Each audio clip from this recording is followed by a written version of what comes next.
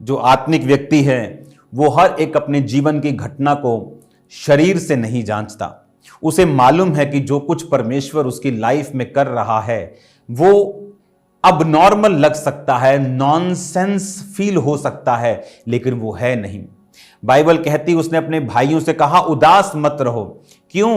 क्योंकि अगर तुम मुझे ना बेचते तो मैं मिस्र ना आता, मिस्र ना आता तो मैं राजा के दर्शन को ना बताता, अगर मैं जेल ना जाता, राजा के दर्शन को ना बताता, राजा के दर्शन को ना बताता तो पूरी दुनिया में कहीं भी अनाज का इतना बड़ा भंडार ना होता, और जब भंडार ना होता तो तुम सब मर जाते।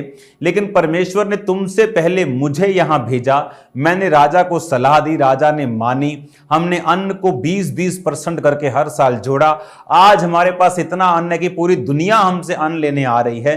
तुम भी मेरे पास अन्न लेने के लिए आए हो ताकि तुम, तुम्हारा घराना, तुम्हारे बच्चे और हमारा बाप जो है वो जीवित रहे। इसलिए तुमने मुझे नहीं बेचा था, वो एक्चुअल में परमेश्वर ने ही तुम्हारे हाथों से ऐसा कर्म करवाया था। आप कई बार दुखी होते हैं कि आप धर्मी हैं और फिर ये घटना आपके साथ कैसे हो सकती है। आप धर्मी हैं, आपके घर में ऐसा कैसे हो सकता है। आप धर्मी हैं, आपके फाइनेंस के साथ ऐसा कैसे हो सकता है। आप धर्मी हैं, आपके जीवन पर यह मुसीबत कैसे आ सकती है। लेकिन बाइबल कहती, वचन कहता है कि हम सब बातें मिलकर भलाई को पैदा करती हैं जो मसीह यीशु से प्रेम रखते हैं। जब हम परमेश्वर से प्यार करने लगते हैं, जब हम परमेश्वर से जेन्युइनली प्यार करते हैं, तो बाइबल कहती है हर चीज मिलकर भलाई को पैदा करती है। यूसुफ ने कहा तुमने मुझे नहीं बेचा मेरे भाई, खुदा ने मुझे यहां भेजा। अगर मैं यहां ना आता, मैं तुम्हारे पास अगर होता तो मैं भी मर जाता तुम्हारी तरह, क्योंकि अन्न किसी के पास नहीं होता। अब तो तुम मिस्र से अन्न लेने के लिए आए हो, क्योंकि मिस्र में अन्न इसलिए है क्योंकि मैंने मिस्र को बोला है, फिरौन को बोला है कि हम अन्न को जोड़ेंगे, क्योंकि 7 साल सुकाल के और 7 साल अकाल के होंगे, और 7 साल जो अकाल के होंगे इतने भयंकर होंगे कि लोग 7 साल जो सुकाल के और फसल के होंगे उसे भूल जाएंगे। राजा को दर्शन आया था कि 7 गायें नदी के तट पर से निकली हैं और कछार की घास चरने लगी हैं और बड़ी मोटी हैं, और 7 दुर्बल निकली उसके बाद में और 7 को खा गई, और खाने के बाद भी वो दुर्बल की दुर्बल है। कि 7 डंठलियां निकली हैं कॉर्न की, मक्की की, और 7 मुरझाई हुई निकली और उनको खा गई, लेकिन वैसी की वैसी रही। तो उसने कहा जो अकाल खा जाएगा उन 7 वर्षों की फसल को, और इतना भयंकर होगा कि फसल लोग भूल जाएंगे, अकाल को याद रख लेंगे। और आप लोग चिंता में होते हैं, आप लोग मुश्किल में लगते हैं जब परमेश्वर आपके जीवन में कुछ यूसुफ के जैसी घटना करता है, जब आप नाना प्रकार की परीक्षाओं में होते हैं, जब आप नाना प्रकार के दुखों में चल रहे होते हैं परमेश्वर पर यकीन करते हुए भी। आप मेरा बात का विश्वास करो, आप मेरी बात की पूरी हामी भरो इस बात में, और इस पे यकीन करो। मैं आपसे कह रहा हूं कि परमेश्वर आपके जीवन में वो एक प्लान के तहत कर रहा है।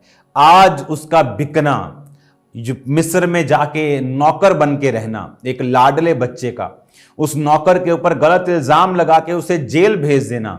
बाइबल कहती जब जेल में वो सांकलों में बंधा हुआ था तो भी परमेश्वर का वचन उसे कसौटी के ऊपर कसता रहा। आसान है कहना जेल, आसान है कहना परीक्षा, लेकिन जिस पे बीतती है, बाइबल कहती है यूसुफ 17 साल का होकर अपने पिता की भेड़ बकरियों को चराने लगा। 17 साल का था, अपने दूसरे भाइयों के गलत चीजों का सुसमाचार अपने पिता को वो देता था, और उसके भाई उससे बैर करते थे। और 30 साल का था जब वो प्रधानमंत्री बना। इन 13 सालों में उसने तरह तरह की परीक्षाओं को सहा, उसने मौत करीब से देखी, उसने सूखा गड्ढा देखा जहां वो मरने वाला था। खुदा की ग्रेस से उसके भाइयों के दिमाग में आ गया इसको इश्माइलियों के हाथ बेच दो। इश्माइली उसे लेके जाने लगे तो पोतीफर के हाथ में बेच दिया। उसने नौकर बना के रखा, तब भी प्रभु ने आशीष दी। वहां से उसकी पत्नी ने उसको गलत काम करने के लिए बोला, उसने मना किया तो उसने गलत इल्जाम लगवाकर उसे जेल भेजा। फिर उसने कुछ गलत नहीं किया था तो जेल में खुदाबंद ने आशीष दी कि जेल के दरोगा ने सब कुछ उसके हाथ में सौंप दिया। क्योंकि परमेश्वर कहता है कृपा और सच्चाई अगर तुझसे अलग नहीं होंगे तो परमेश्वर कहता मैं तुझे मनुष्य और परमेश्वर और मनुष्य दोनों का अनुग्रह दूंगा। जहां जहां भी यूसुफ गया परमेश्वर ने उसे अपना अनुग्रह दिया और मनुष्यों का अनुग्रह उस पर होता रहा। पहले पोतीपर का अनुग्रह उस पर हुआ, फिर उसके बाद जेल के दरोगा का अनुग्रह उस पे हुआ, फिर जो पिलाने वालों का प्रधान था उसका अनुग्रह हुआ कि उसने याद किया और राजे को बताया कि जेल में एक मनुष्य है जो तेरे दिए हुए दर्शनों का उत्तर दे सकता, तेरे स्वप्नों का उत्तर बता सकता है। फिर राजा का अनुग्रह उस पे हुआ जब उसने कहा कि राजगद्दी के विषय में मैं तुझसे बड़ा हूं लेकिन आज से लोग तेरे सामने झुकेंगे। इमेजिन करो वो पोतीपर जिसने उसको जेल में डाला था वो भी उसके सामने झुकता था, वो भी उसके नीचे था। अगर यूसुफ चाहता तो अपना बदला ले सकता था, अगर यूसुफ चाहता उस पोतीपर को भुलाकर उससे वो पद छीन सकता था, उससे वो तंग कर सकता था, उससे वो थ्रेट कर सकता था, उससे बदला ले सकता था। लेकिन जितने धर्मी लोग होते हैं वो ये बात जानते हैं कि उनकी लाइफ में जो परीक्षाएं थी, जो लोगों ने उनके विषय में बुरा बोला या उनकी लाइफ में जो कुछ भी हुआ वो तो एक डिवाइन मकसद था, वो तो एक ईश्वरीय पर्पस था, वो तो एक ईश्वरीय मकसद था उनकी जिंदगी में जहां परमेश्वर सब कुछ करवा रहा था। मैं आपको दावा करता हूं यीशु मसीह के नाम में 100% आज अगर कुछ लोगों का विरोध होना बंद हो जाए आप ठंडे हो जाएंगे परमेश्वर में।